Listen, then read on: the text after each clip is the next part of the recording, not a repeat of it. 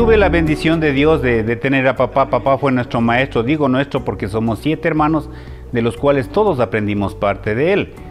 En ese tiempo, gracias a Dios, no había tecnología, no había más que una televisión de 12 pulgadas, que con el contraste de la ventana no se veía nada. Entonces, más divertido se veía ir a ver cómo trabaja papá, cómo saca de esos pedazos de madera, de esos troncos de madera que trabajaban antes, las esculturas que a él le mandaban a hacer. Eso era más entretenido y siempre nos dejaba jugar papá con las herramientas, con los fierros, pinceles y todo. Cuando tenía 14 años, este es un arte que se aprende a temprana edad, lamentablemente es la realidad. ¿Por qué esa edad? Porque a esa edad la mente está en blanco y lo único que quiere hacer es llegar a un objetivo que es ser un escultor, aprender la escultura. Y da todo su tiempo, toda su energía y toda su visión está centrada en la escultura. Lamentablemente ya cuando pasan los años viene una palabra que se llama necesidad. Y cuando esa palabra entra dentro de la cabeza de una persona, simplemente se congela la creatividad. Ya no hay tiempo para aprender, hay tiempo solo para producir y cubrir la necesidad. Desde muy chiquita estuve involucrada en nuestra parroquia mismo, en los talleres que existían y sobre todo también, pues aunque no pude compartir mucho con mi abuelito que fue artista también, imaginero, Leonidas Rivadeneira, mis tíos también han tenido muy cercano el arte en sus manos. Desde ahí, al ingresar al colegio Daniel Reyes, y fui acercándome al arte aquí de San Antonio poco a poco. Luego de mis primeros pasos en el colegio, seguí estudiando en la Universidad Central, Artes Plásticas. Ya no seguí con el arte de ahí porque tuve la bendición de casarme aquí con Hernán, con quien formamos este taller.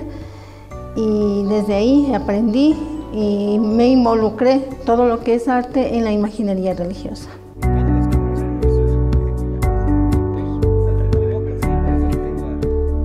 Hablamos de esta identidad desde 1868. A raíz del terremoto de Ibarra empieza a cambiar la historia de San Antonio. Dicen que en 1868 se dio el terremoto de Ibarra. Esto se acabó y acabó con la ciudad de Ibarra. Lamentablemente Ibarra está sentada sobre un pantano. Esto ocasionó de que toda la ciudad se destruyera y lo único que quedara de pie fue un coco. En ese tiempo García Moreno, como estaba de presidente, vino y trazó nuevamente la ciudad. Pero García Moreno tenía mucho apego a la iglesia. Por eso somos consagrados al corazón de Jesús por él, en la presidencia de él. Entonces, ¿qué es lo que hizo García Moreno? Dijo, voy a empezar por las iglesias. En las iglesias encontró muchas imágenes destruidas, acabadas y muchas por hacer. Entonces él decía, si yo voy a mandar de una en una, mandar a hacer en los talleres de Quito, mucho tiempo y mucha dificultad, porque en ese tiempo era lomo de mula que se transportaban de aquí a Quito. Entonces decide mejor traer a los escultores de la escuela quiteña, no sé cuántos fueron, pero simplemente San Antonio, estando pegadito a Ibarra, fue el lugar seleccionado para que aquí se hicieran nuevas esculturas y se restauraran las que estaban dañadas. Entonces, en ese lapso que los escultores pasan para hacer los trabajos de Ibarra, Daniel Reyes dice que tenía 12 años más o menos. Necesitaban un muchachito que más o menos le hagan los mandados, un propio típico nativo de aquí. Entonces fue él quien se encargó de hacer muchos mandados, pero en él fue sembrando ese deseo de aprender. ¿Por qué? Porque los maestros de la escuela quiteña venían y tumbaban un nogal. En ese tiempo había mucho nogal aquí en San Antonio, y de ese pedazo de nogal sacaban las esculturas. Eso era nuevo para Daniel Reyes y para la gente de aquí, ver cómo de un pedazo rústico de madera, estos maestros tratan y trabajan y sacan una imagen. Y esas imágenes que estaban totalmente destruidas, deterioradas por un temblor, un terremoto, estos maestros les recobraban su belleza y su esplendor. Es así como Daniel Reyes se apasiona y se enamora de este trabajo. Terminan su trabajo aquí y se regresan a Quito los maestros. Pero tras de ellos van los 3 hermanos Reyes, Daniel, Luis y Fidel. Los 3 hermanos Reyes van y aprenden de este maestro, de estos maestros de la escuela quiteña, todas las técnicas, la escultura, la policromía, inclusive la pintura sobre tela. Entonces, termina su maestro, muere su maestro, sí está considerado Luis Cadena, y los 3 hermanos regresan nuevamente a su tierra. Al regresar a su tierra, lo grande y valioso de estos 3 hermanos con Daniel a la cabeza, es que Daniel no fue egoísta, y todo lo que ellos aprendieron de la escuela quiteña, vinieron y lo transformaron aquí, lo compartieron aquí. Eso hizo que cambiara totalmente la historia de nuestro pueblo. Hablamos ya que han pasado más o menos unos 150, 160 años de ese tiempo acá. Y nosotros venimos a ser ya la quinta generación que ha dado San Antonio. Quinta generación que se ha ido transmitiendo de padres a hijo y en los talleres. Así es como cambia totalmente la historia y ahora San Antonio viene a constituirse, a ser el único y el último pueblito en toda América que se dedica a hacer lo que es la imaginería religiosa. Es una de las herencias que nos han dejado nuestros antepasados. Como les habló mi esposo, somos la quinta generación que estamos luchando porque se mantenga esta técnica, aunque un poco difícil, pero estamos firmes y manteniéndole la técnica para que siga durante nuestras generaciones siguientes manteniéndose este bello arte.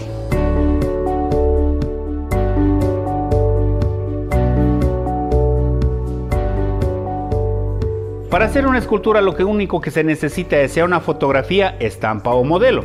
Cualquiera de las tres opciones sirve. Si tengo una fotografía, en buena hora. Si tengo simplemente una estampita del Divino Niño, dice yo quiero que me dé haciendo un Divino Niño de tan tamaño, les funciona. Si tiene un modelo, qué mejor, porque ya tenemos una base en que proyectarnos. Hay que cambiar en definitiva la madera muchas veces. ¿Qué es lo que hacemos? Simplemente vamos a estructurar. Estructurar significa que vamos a ensamblar. Hoy en la actualidad ya no hay maderas que vienen en trozos, en troncos en definitiva. Antes venían árboles completos en definitiva, pero hoy está viniendo ya la madera más retaseada en definitiva, por la lejanía del campo a la ciudad, o sea del campo a los camiones que traen acá la madera. Entonces, ¿qué es lo que tenemos que hacer? Estructurar. Estructurar significa darle las tres dimensiones, el alto, el ancho y el espesor. Dentro de eso simplemente vamos a pegar los pedazos que sean necesarios para tener esta forma. Una vez que ya tenemos los pedazos necesarios y tenemos el pedazo de madera, simplemente con un compás vamos a dividir en 8 cabezas. Esa es la proporción que nosotros aprendimos y entonces en base a esas 8 cabezas y en base a la fotografía o estampa vamos a copiar lo que estamos viendo, vamos a pasar a la madera. Siempre les pongo una comparación simple y sencilla, simplemente dejemos que nuestra imaginación vuele. Desbastar no es más que imaginarse que estamos frente a un cubo de hielo y dentro de ese cubo de hielo está una persona congelada. Esa es la escultura que yo necesito y lo único que tengo que hacer es liberarla del resto que está de más. Y voy a ir quitando de a poquito todas las cosas que están más hasta tener la escultura que necesito. Después de desbastar y ya tener estructurada la figura con la prosa y la proporción que necesitamos, ahora vamos a trabajar en la forjada. Forjada significa que en base a la fotografía voy viendo todas las características que tiene la fotografía. Hacia dónde está dirigida la mirada, hacia dónde está viendo esa imagen que estoy haciendo, cuál es la posición de la cara, el pecho tiene más alto, más bajo, todas esas cualidades o todas las que tiene la fotografía vamos pasando a la madera. Ahí tomamos muy en cuenta lo que es del revés y el derecho dentro de lo que es del ropaje. ¿Por qué? Porque muchos de los ropajes antiguos tenían el revés contraste del derecho, significa que el color opuesto al revés era el derecho, entonces tiene que haber lógica y sentido para hacer todo lo que es el ropaje y ir proporcionando totalmente la imagen. Siempre en la forjada está con nosotros un compás. ¿Por qué? Porque debajo de ese pedazo de madera que estamos trabajando está un cuerpo y ese cuerpo tiene medidas y proporciones. Entonces en base a eso vamos poniendo los compases. Al 2,5 me dará la cintura, 5,5 me dará la rodilla, dependiendo muchas veces en la posición que esté. Porque el cuerpo es perfecto y se divide en 3 medidas exactas, del hombro a la cadera, de la cadera a la rodilla y de la rodilla al pie. Son 3 medidas exactas. Cómo estén ubicadas, eso sí hay que ponerles en el pedazo de madera, nada más. Ahora, toda la escultura, todas las piezas salen del mismo pedazo de madera, excepto las manos. Siempre las manos se las hace por separado, a no ser que esté pegada o ceñida al cuerpo. Para hacer las manos, ¿qué es lo que vamos a hacer? Ya hemos trabajado la cara, medimos de la quijada a la mitad de la frente, es lo que mide una mano. Y en base a eso vamos a ver si está señalando, está bendiciendo, está sosteniendo. Lo que esté haciendo esa mano tenemos que trabajarle aparte para posteriormente colocarla en su lugar. Terminada la escultura con caras y todo, ahora el siguiente paso será sacarle la cara, cortarle la cara en definitiva. Para eso, simplemente las 3 únicas maderas que nosotros podemos garantizar nuestro trabajo es el cedro, nogal y platuquero. 3 opciones nada más tenemos para garantizar. Trabajar se puede trabajar en muchas maderas, pero no podemos garantizar. Entonces ya cuando tenemos la escultura sacamos la cara. Le sacamos la cara, ¿por qué? Porque tenemos que por la parte de atrás vaciar para poner los ojos. Dentro de los ojos simplemente tenemos que dejar el hueco vacío, dejando solamente el hueso del párpado, tanto arriba como abajo. De resto se colocan los ojos bien colocados, se verifica que estén bien sentados, porque caso contrario esa cara va a tener un pero para toda la vida. Están bien sentados, ahora sí procedemos a pintar los ojos. Una vez que hemos pintado, volvemos a colocar de donde le sacamos para continuar el proceso. Ya viene del proceso del taller de escultura, viene el proceso de pintura, donde empezamos a lijar, a depurar todo lo que se hizo con los fierros y dejar la superficie lija para poder curarle, protegerle y empezar a emporar. Siempre la madera tiene un poro y para proceder a la pintura tenemos que emporar esa madera y eso se llama estucado. Luego de eso sí procedemos a las obras que se van con pan de oro. Primero a dar sus manos de bol, son 7 manos de bol, para proceder a pegar el pan de oro con todo el proceso de bruñido y utilizar las técnicas de la escuela quiteña. Entre estas técnicas tenemos el esgrafiado y el estofado. El esgrafiado, como pudieron ver, después de haber dorado, se da una película de óleo, se deja secar, se deja reposar y se empieza a limpiar con una punta de chonta o punta de penco.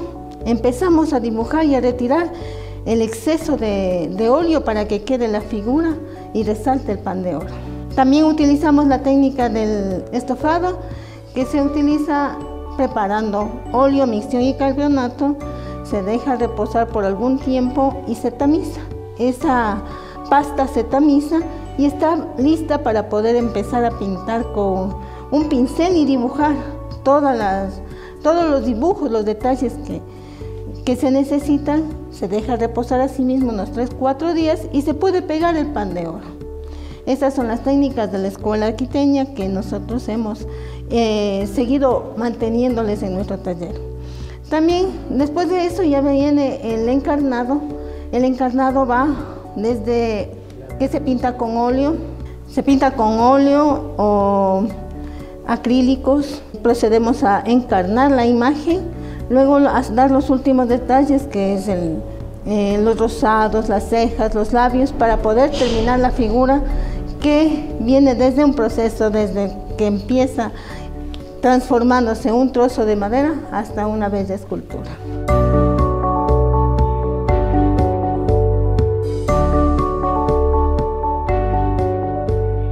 Nos hemos convertido en los abastecedores de muchos lugares donde ya no existe, lamentablemente. Por ejemplo, México tiene un buen antecedente histórico de las imágenes, unas buenas piezas, unas buenas esculturas, pero lamentablemente quizás no hubo quien tome la posta y lamentablemente ya no hay quien haga en esos países. Guatemala es igual.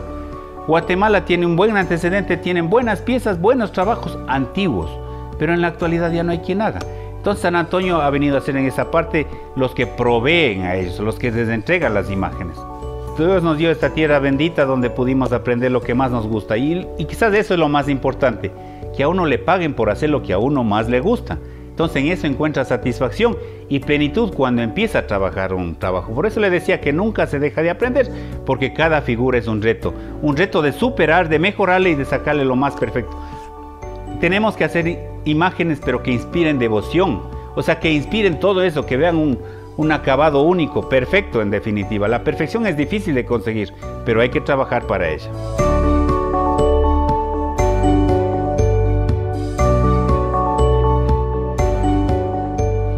Les hacemos la cordial invitación para que nos visiten aquí en la parroquia de San Antonio de Ibarra, nuestro taller, Casa de Arte Talleres, donde nosotros con todo el cariño les indicamos el proceso del trabajo que se hace en transformar un pedazo de madera en una bella obra de arte. Paso a paso les demostramos ese proceso para que ustedes vayan enamorándose de la imagen que quieran adquirir. Cuando visiten un taller tengan la visión y todo metido en la cabeza cómo y de dónde sale una imagen. No es que un molde ya se reprodujo y salieron 10, 12, no. Cada figura, cada imagen tiene una historia diferente, tiene una pasión y una parte de la vida nuestra. Cada una de las piezas que se va haciendo se les va haciendo con más amor, cariño y por eso los resultados, por eso los acabados que conseguimos.